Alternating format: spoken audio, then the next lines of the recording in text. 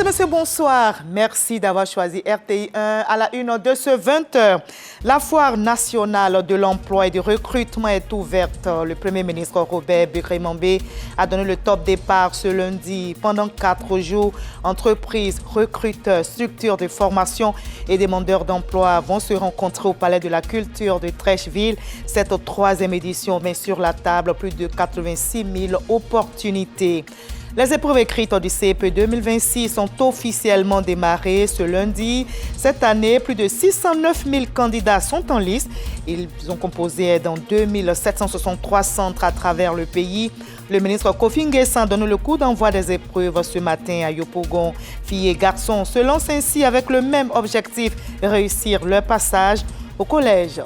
Votre rubrique La Grande Côte d'Ivoire s'intéresse ce soir aux universités publiques. De 3 universités avant 2011, la Côte d'Ivoire compte aujourd'hui 9. Une 10e est en construction à Odiéné. Mais comment le paysage universitaire ivoirien est-il en train de changer? Quelle amélioration pour étudiants et encadreurs? Élément de réponse dans ce 20h. L'alerte sanitaire monte d'un cran en RDC face à la résurgence du virus Ebola. De nouveaux centres de soins intensifs sont déployés. Dépistage massif, suivi des cas contacts et isolement des malades sont renforcés pour freiner la propagation du virus. L'OMS déclenche une urgence internationale en RDC et en Ouganda. Voilà, bienvenue sur RTI1. Très ravi de vous retrouver en ce début de semaine. Nous commençons tout de suite par cette bonne nouvelle, justement ce début de semaine pour les jeunes de Côte d'Ivoire. La foire nationale de l'emploi et du recrutement est ouverte. Le Premier ministre Robert Begré-Mambé a donné le top départ. Et si vous êtes demandeur d'emploi, eh bien, cette foire est une très belle opportunité pour vous. Vous avez l'occasion de rencontrer les entreprises, les recruteurs. Et la foire va durer 4 jours. Vous avez plus de 86 000 opportunités, nous rapporte Régis Kofi. On suit ensemble ce sujet. Des jeunes face aux recruteurs à la recherche de stages ou d'emploi. On venait ici, je souhaite avoir un stage après ma formation au lycée professionnel de Cocody. Je suis venu rencontrer des entreprises pour m'acquérir de quoi est-ce que nous devons nous outiller pour pouvoir aller sur le monde de l'emploi, être dynamique et compétitif. La foire nationale de l'emploi et du recrutement, ouverte ce lundi par le Premier ministre Robert Begré-Mambé, a réuni de nombreux jeunes, pour la plupart des étudiants venus à la source pour recevoir la bonne information au sujet des nombreuses opportunités qui se présentent à cette 3e édition. Pour cette année, nous avons mobilisé 86 178 opportunités qui seront offertes aux jeunes. 36 170 opportunités d'immersion professionnelle et 50 000 stages d'immersion ou jobs de vacances en entreprise. 11 800 formations à visée d'insertion, 8 200 opportunités de travaux à haute intensité de main-d'œuvre, 6 750 financements donc de projets. Et pour la réalisation de ces projets, l'État débloque la somme de 4 milliards de francs CFA. Un engagement du gouvernement à offrir plusieurs voies d'accès à l'emploi des jeunes. Ces derniers sont d'ailleurs appelés par le Premier ministre à s'approprier ces 4 jours d'échange. Chers jeunes, cette foire est la vôtre. Préparez-vous, présentez-vous et démarquez-vous, car le marché de l'emploi est compétitif et cherche les élites par moment. La compétence, la discipline et l'audace font la différence. Après 4 jours à Abidjan, la plateforme qui met en relation les jeunes, les entreprises, institutions et partenaires financiers va déposer ses valises du 1er au 3 juin prochain dans le district de Yamoussoukro et dans 25 régions du pays. Voilà, ne manquez donc pas cette fois. Trouver des solutions pour les jeunes, c'est aussi penser l'avenir du continent. À Dakar, au Sénégal, les parlementaires africains francophones se réunissent pour la 32e session régionale de l'Assemblée parlementaire de la francophonie. Le président de l'Assemblée nationale, Patrick Hachi, conduit la délégation ivoirienne. Sécurité, crise politique, industrialisation, emploi des jeunes, autant de sujets qui seront débattus. Les travaux doivent aboutir à une feuille de route commune pour les pays membres. Dans de nombreuses familles, c'est un grand jour pour les enfants. Les épreuves écrites du CEPE 2026 ont officiellement démarré aujourd'hui même. Et cette année, plus de 600 000 candidats sont en lice. Ils ont composé dans plus de 2700 centres à travers le pays. Filles et garçons se lancent avec le même objectif, réussir leur passage au collège. On leur souhaite bonne chance. Amidera Souba, Richard Vao font le point pour vous. C'est le grand jour pour les 609 384 candidats du CEPE. Aujourd'hui, démarrent sur toute l'étendue du territoire national les épreuves du certificat d'études primaires élémentaires en 2026. Au groupe scolaire Palmeraie, dans la commune de Yopougon, stress, concentration et espoir se lisent sur les visages. Oui, je suis confiante. Tout va bien se passer. Je viens de lire un peu ça. Au-delà des épreuves, Nguessan Kofi, ministre de l'Éducation nationale, et Adama Bitogo, maire de la commune, rassure les élèves avant le début des compositions. Commencez les enfants, commencez par lire le sujet, le texte d'abord, puis ensuite réfléchissez, écrivez lisiblement. Vous avez compris? Pas paniquer. Bonne chance à vous.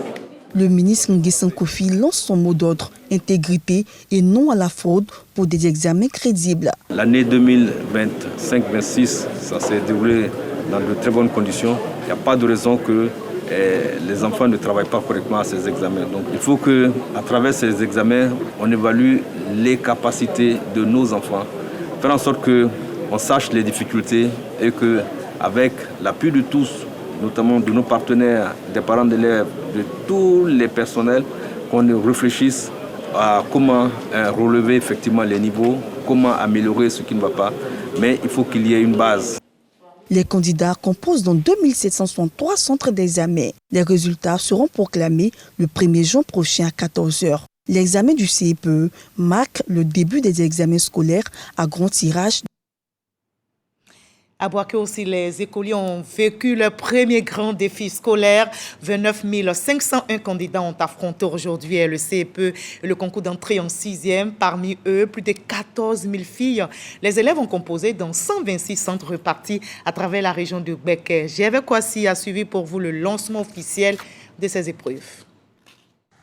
Dictée, exploitation du texte, éveil au milieu et mathématiques, ces 4 épreuves sont soumises pour l'obtention du CEPE et de l'entrée en 6e. 29 501 candidats, dont 14 822 filles pour toute la région de Béké. Et PP Coco 2, centre retenu pour le lancement officiel de l'examen du CEPE et du concours d'entrée en 6e. Les candidats affichent une sérénité. Je me sens bien, je suis sûr que je vais bien travailler.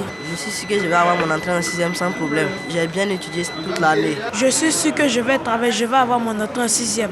Conditions sécuritaires, techniques et didactiques, tout est réuni pour le bon déroulement de l'examen du CPE et du concours d'entrée en 6e. Tous nos surveillants sont présents, mais au niveau des élèves, des candidats, nous avons quelques absents parce que ce matin, nous avons été bénis par une grosse et grande pluie.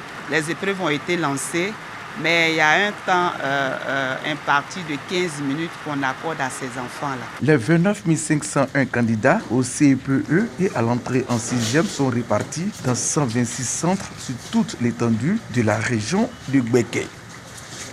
Voilà, rien ne peut nous arrêter quand on veut réussir à Diabo. Justement, la pluie n'a pas du tout découragé les candidats. Et vous verrez comment ils ont affronté avec courage ces intempéries, les épreuves du CEPE ainsi que du concours d'entrée en 6e. Avec détermination, courage et envie de réussir, les 1479 élèves ont pris le dessus. Parmi eux, 725 filles. Le reportage de Richemont Goran et Léon Bro. 20h ce 17 mai, veille de l'examen du CEPE à l'église Sema de Diabo. Dernière révision pour des écoliers du CM2.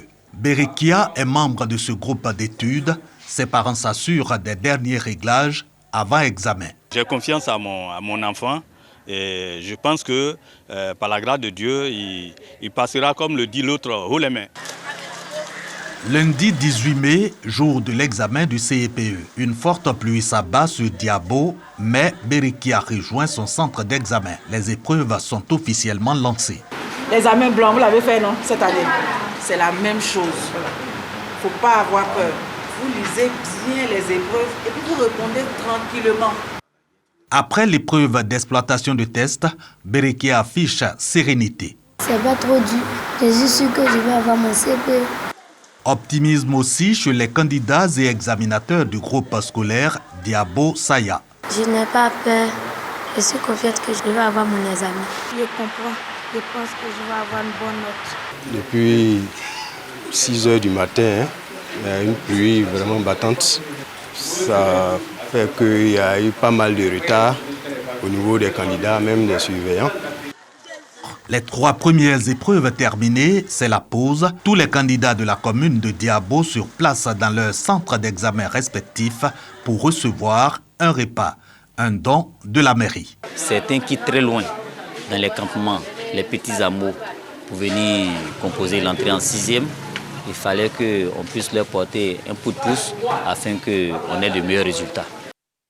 L'inspection préscolaire et primaire de Diabo-Languibounou, ce sont 1479 candidats, dont 725 filles, qui affrontent l'examen du CEPE.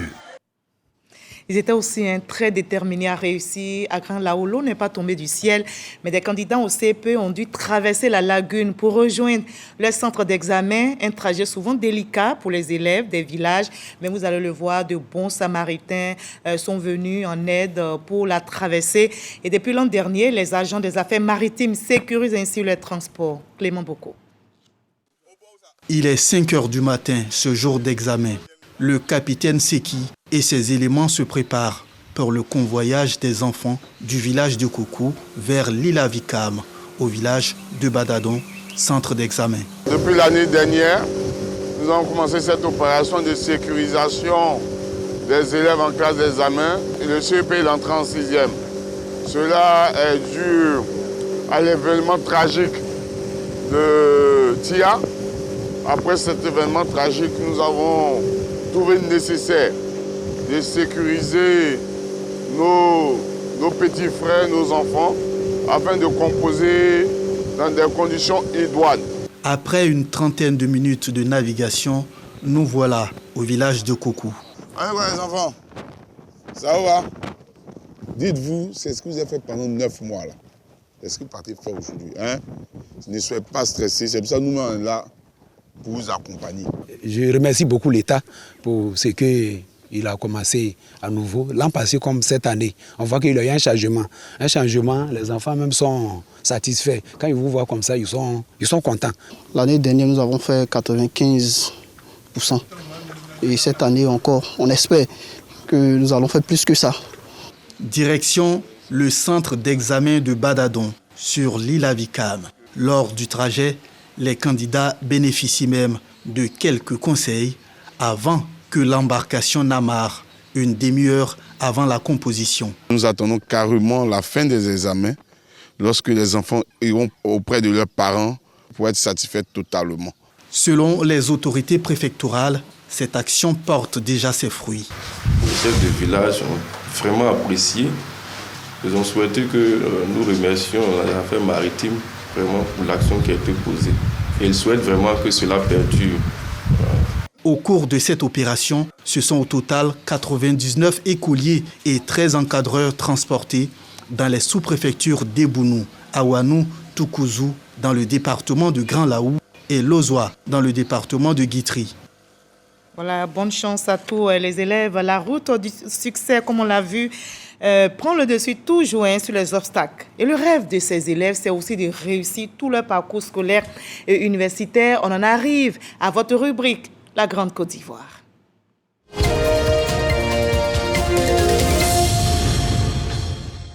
Comme promis, votre rubrique, la Grande Côte d'Ivoire, s'intéresse ce soir aux universités publiques. De 3 universités avant 2011, la Côte d'Ivoire en compte aujourd'hui 9. Une 10e est en construction à Odiéné. Nouvelle infrastructure, modernisation des anciennes structures, extension à l'intérieur du pays. Le paysage universitaire ivoirien se transforme. Mais comment? Pourquoi parle-t-on aujourd'hui d'une nouvelle ère pour l'enseignement supérieur?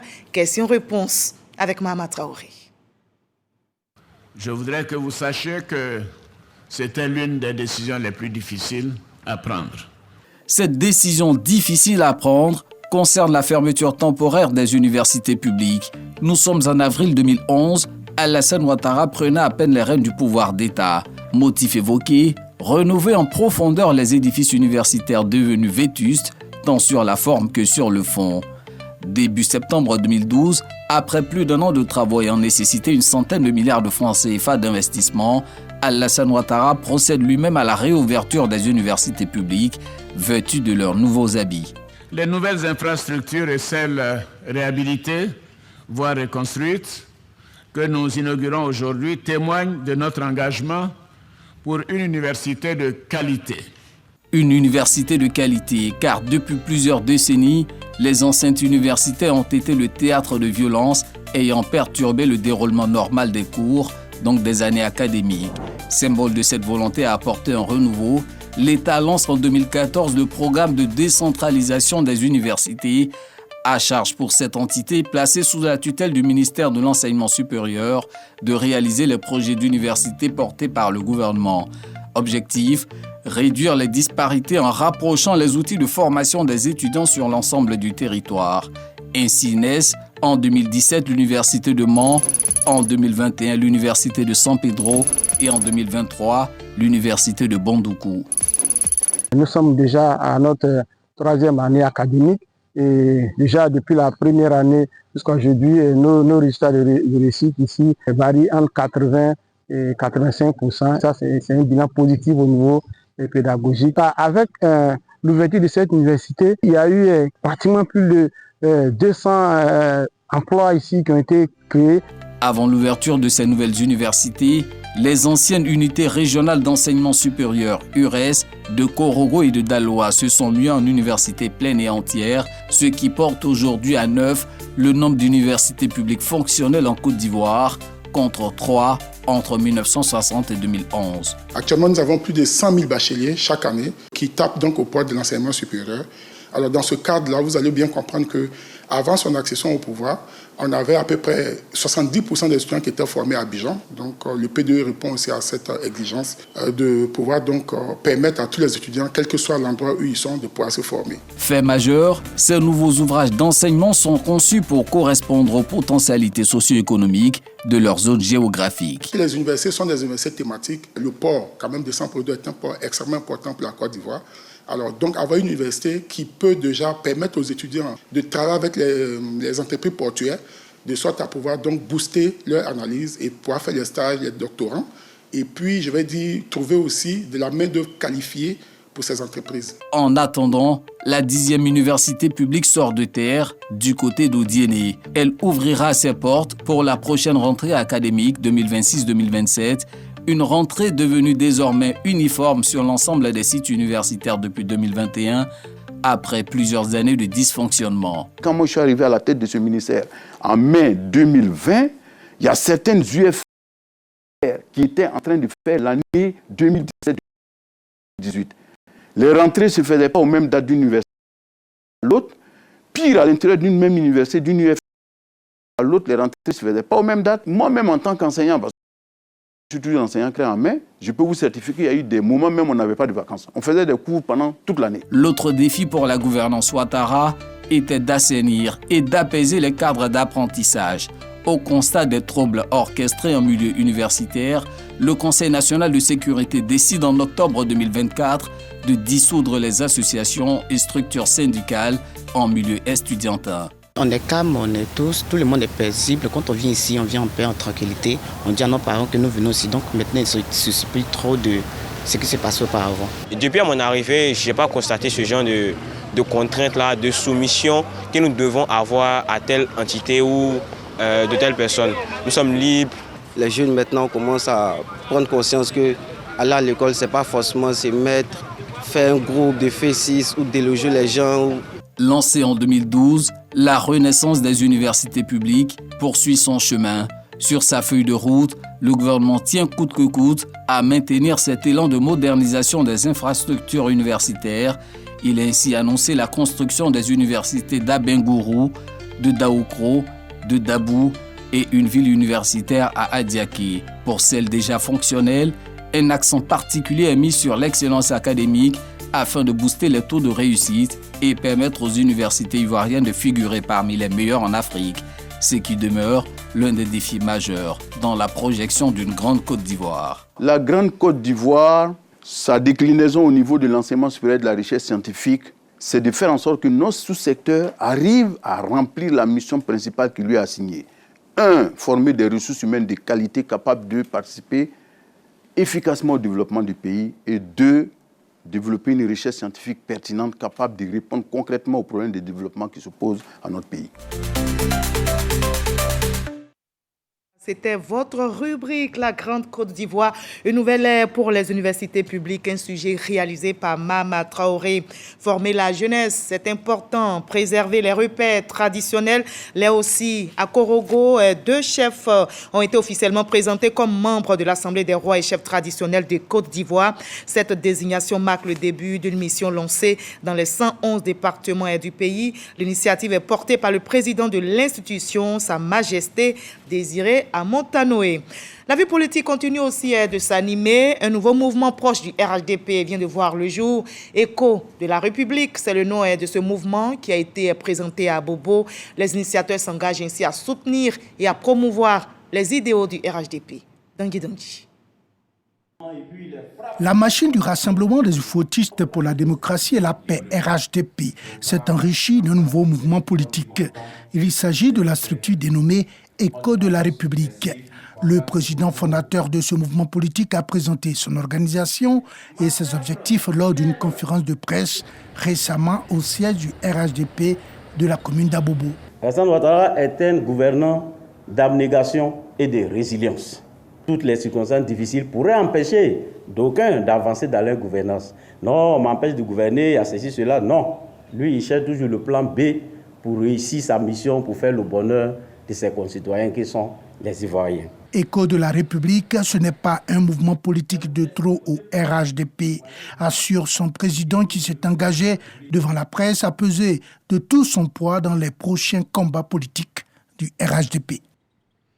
Au PPACI, une nouvelle organisation se met en place après l'organisation du premier congrès ordinaire. Le président du parti, Laurent Gbagbo, engage une vaste réorganisation. Il a révoqué la quasi-totalité des responsables et membres de plusieurs instances du parti. Ce sont entre autres le conseil stratégique, le secrétariat général, le porte-parole et d'autres commissions. Selon le document signé ce 18 mai par le président du PPACI, Laurent Gbagbo, cette décision vise à rendre les organes du parti plus efficaces. Certaines structures sont toutefois maintenu provisoirement pour assurer la continuité administrative. Le 20h s'occupe aussi de votre santé. En Côte d'Ivoire, un adulte, malheureusement, 1 sur 3 souffre d'hypertension artérielle selon les spécialistes. À l'occasion de la journée mondiale de l'hypertension, l'appel est lancé à la prévention. On nous conseille une alimentation équilibrée, activité physique et des contrôles réguliers. Et la bonne nouvelle, c'est que la prise en charge est intégrée au panier de soins de la CMU. Didier Nguessan. Échange sur les antécédents médicaux, prise des constantes et examen du diabète. À l'occasion de la journée mondiale de l'hypertension artérielle, les habitants de Makori consultent gratuitement les médecins. Généralement, on dira que l'Ivoirien même ne fait pas de bilan de santé, ce qui est très très dangereux. C'est une opportunité de voir un peu comment je me porte. Raison pour laquelle j'ai suivi tout le processus. On vérifie déjà les facteurs de risque. S'ils sont des facteurs de risque cardiovasculaires, dans l'obésité, du surpoids, s'ils sont de l'hypertension, s'ils sont connus hypertendus, diabétiques, on essaie de prodiguer des conseils et donner des traitements, des médicaments à ceux qui en ont besoin. 12 millions de personnes sont concernées par l'hypertension artérielle. En Côte d'Ivoire, c'est 1 adulte sur 3. La société civile se mobilise pour prévenir les maladies non transmissibles. Grâce à l'action conjuguée de l'OMS et du gouvernement ivoirien, le coût des médicaments ne constitue plus un obstacle à la prise en charge des patients. L'OMS se réjouit de devoir vous accompagner la Côte d'Ivoire dans la réalisation cette année même d'une nouvelle enquête STEP. L'intégration des maladies non transmissibles dans le plan national de développement sanitaire. La formation continue de nos médecins, infirmiers, sages-femmes et des agents de santé communautaire pour améliorer le dépistage et la prise en charge. L'alimentation équilibrée est l'un des moyens de prévention de l'hypertension artérielle. Un concours culinaire a permis de distinguer les meilleures cuisinières. Et nous, on vous souhaite bonne santé. Le mondial approche et la ferveur monte déjà chez les supporters ivoiriens. Aux États-Unis, l'ambassade de Côte d'Ivoire a lancé la campagne du 12e éléphant. C'est un appel à la mobilisation et au patriotisme autour des éléphants. La sélection ivoirienne débutera la compétition à Philadelphie et les supporters se préparent déjà à vivre cet événement. Les premiers échos de cette ambiance avec Serge Coléa.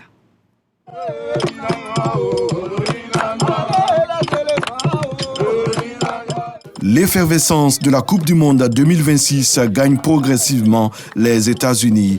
À Washington, D.C., la diaspora ivoirienne se prépare à accueillir les éléphants. Dans ce restaurant américain aux saveurs abidjanaises, l'hymne national résonne en écho, chanté à l'unisson.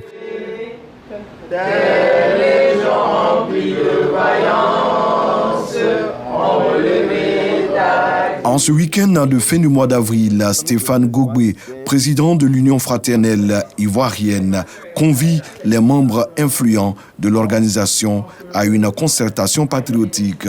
À l'ordre du jour, la mobilisation et l'engouement autour des matchs de la sélection nationale. Ce qui nous revient vraiment de manière récurrente, c'est les tickets. C'est une question vraiment cruciale. Les Ivoiriens ont besoin des tickets pour pouvoir regarder le match, parce que les prix sont vraiment très chers. Donc moi, mon rôle, c'est d'essayer de régler ce problème-là. Pour cette Coupe du Monde, le département d'État américain a imposé des mesures strictes au service d'immigration. À part les officiels, ce n'est pas évident que les supporters puissent avoir le visa pour venir aux États-Unis. Donc ce que nous allons faire, c'est compter sur nos compatriotes qui vivent déjà ici aux États-Unis pour combler ce déficit en nombre. C'est sûr qu'on sera handicapé au point de vue nombre, parce que ceux qui sont à Abidjan ne pourront pas venir, bien que certains aient les moyens de payer leurs tickets. C'est l'administration américaine, il n'y a rien qu'on puisse faire. La tâche s'annonce difficile pour les Ivoiriens des États-Unis, mais pas impossible. Si on veut se faire entendre, il faut au moins 2 à 3 000 supporters. Et idéalement qu'on soit tous dans une même section. Parce qu'on va voir la vague orange, on va entendre le bruit, on va voir nos tam-tams, on va voir nos danses. Des joueurs de tam-tam, si c'est des gens pour chanter le zouglou, si c'est des gens pour faire du bruit, pour vraiment des supporters, il y en a. Mais bien sûr, pour toute mobilisation, il faut aussi des moyens financiers. On sait tous qu'ici, dans la diaspora, c'est pas tout le monde qui a les moyens, je vais dire, de payer un billet à $1 000 ou à $2 000.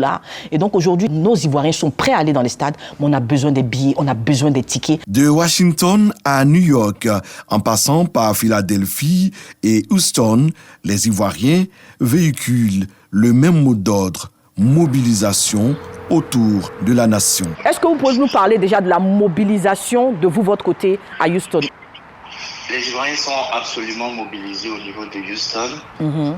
Ils essayent vraiment, parce que c'est vrai que les prix des tickets font peur. C'est clair. Et les Ivoiriens ils essaient plutôt de trouver vraiment des solutions pour pouvoir avoir quand même quelques tickets. C'est ça. Pour pousser qu'ils peuvent bouger pour aller jusqu'à Philadelphie. Et bon, on espère quand même que les éléphants vont passer ce tour-là et puis il va y avoir des matchs à Houston. Exactement. Houston même. Pour qu'on remplisse le Energy Center. L'ambassadeur de Côte d'Ivoire aux États-Unis est le capitaine des supporters chargé de la mise en œuvre du plan de mobilisation et de ferveur attendu autour de nos pachydermes. Pour ce qui nous concerne, nous ferons en sorte qu'on mette vraiment toute la logistique à la disposition des supporters ivoiriens dans le DMV pour leur permettre d'effectuer le voyage sur Philadelphia. Ce que nous ferons, c'est un encadrement et un accompagnement, bien entendu. Si nous avons des tickets, nous nous ferons fort de les distribuer. Des réunions de coordination sont organisées pour structurer la participation et renforcer l'unité autour des éléphants. Le plus important aujourd'hui, au-delà du soutien que nos autorités peuvent nous apporter et qui ne nous fera pas défaut, j'en suis convaincu, nous en appelons au sens élevé du patriotisme de chaque Ivoirien. C'est pour cela que nous allons lancer cette campagne de mobilisation sous le thème du 12e éléphant. Mobiliser d'abord exceptionnellement les Ivoiriens, mais faire en sorte qu'ils soient encadrés dans les fan zones, dans les points de rassemblement et également au stade. Les Ivoiriens des États-Unis promettent de faire la fête et surtout de vendre au mieux l'image de la Côte d'Ivoire.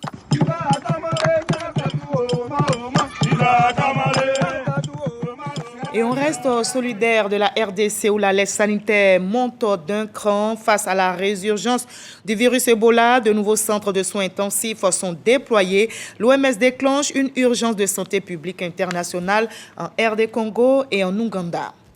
La vie, hélas, nous peint parfois des tableaux sombres. L'artiste Abomey, l'éléphant, s'est éteint ce lundi. Figure du rap et de la musique urbaine ivoirienne, il laisse derrière lui des fans inconsolables. C'était un artiste si proche de la jeunesse et des réalités du quotidien. Il est parti, mais sa musique continuera de retentir. Adieu, Abomey, l'ami des enfants, des jeunes. À demain 20h. Patron Bébito, Talon le sorcier, Gitou Balobi, Coco Bélé, Coco. Je suis le fils du coq, mon vieux père Billy. Mais où est passé ton coq? Ils m'ont proposé la coque. Ça c'est des coques de téléphone. Dieu ne pile pas foutu, mais reste tout feu de Coco. Coco Bélé, Coco. Coco, Coco. Coco Bélé, Coco. Coco, Coco. Coco Bélé, Coco. Coco Bélé, Coco. Coco Bélé, Coco. Caissier, anti-caissier. Coin, allez. Coin. C'est l'automobile qui vient de la ville, on m'entend de loin, ça veut dire que j'arrive. Laissez les enfants passer, à l'heure là, qui peut me dépasser? Caté, la dernière restera. Patapou, bien mouillé, pas l'éléphant. Plus possible, là on se lève, bisous dev. Le son est rentré dans ma tête.